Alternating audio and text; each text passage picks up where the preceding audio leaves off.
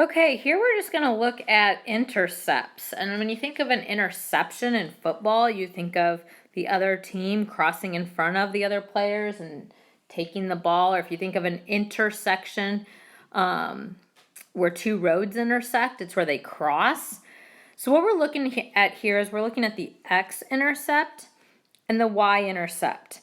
And so it's literally just asking, where is the line crossing the x-axis?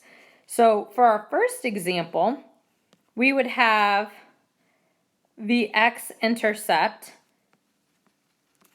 right there at the 4. That's the x-axis, and that's where the line crosses. So our x-intercept would be at 4, 0 over 4, and you don't go up anywhere.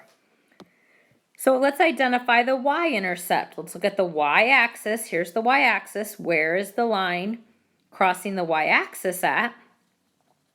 And it's between the 2 and the 4, which would be the number 3. And so our y-intercept is at 0, because we don't go left or right, we just go straight up to the number 3.